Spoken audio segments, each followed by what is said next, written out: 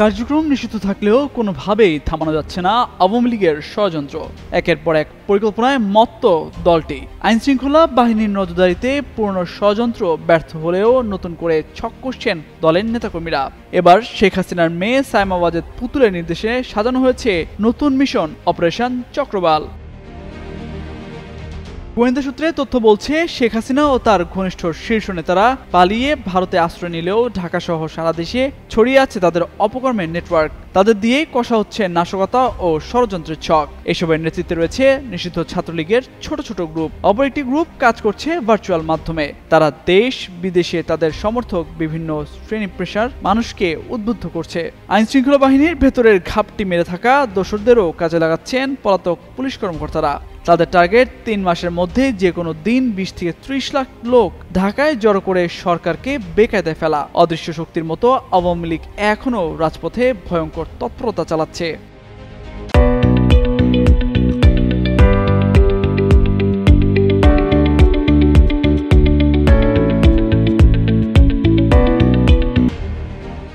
সূত্র জানায়, আওয়ামী লীগের গবেষণা প্রতিষ্ঠান centre for research and information CRI এর নেতৃত্ব দিচ্ছেন শেখ হাসিনার কন্যা সায়মা ওয়াজেদ পুতুল। দিল্লিতে অফিস খুলে বসে তিনি পুরোদমে চালাচ্ছেন সংগঠনটির গোপন কর্মকাণ্ড। অপারেশন চক্রবাল এর আইডিয়াটি পুতুলের কাছ থেকেই এসেছে। আইডিয়া বাস্তবায়নে দেশের নিয়োজিত দলটির স্লিপার সেলের কাছে হুন্ডির মাধ্যমে মোটা অঙ্কের টাকা পাঠানো হচ্ছে। এছাড়া ঢাকার মিরপুর, মোহাম্মদপুর, জিগাতলা সায়েন্স ল্যাব থেকে শুরু করে চট্টগ্রাম, খুলনা, বরিশাল, রাজশাহীর বিভিন্ন অঞ্চলে ছোট ছোট সেল গড়ে উঠেছে। এই সেলগুলো কখনো ঝটিকা মিছিল, কখনো তাৎক্ষণিক বিক্ষোভ, আবার কখনো রাতের আধারে ককটেল বিস্ফোরণের মাধ্যমে পরিস্থিতি অস্থিতিশীল করার চেষ্টা করছে। একটি গোয়েন্দা সংস্থার এক কর্মকর্তা জানান, নিষিদ্ধ ছাত্রলীগ ও আওয়ামী লীগের মিছিলকারীরা বেশিরভাগ সময় মোবাইল ফোন ব্যবহার না করে সরাসরি বার্তা আদান প্রদান করছেন।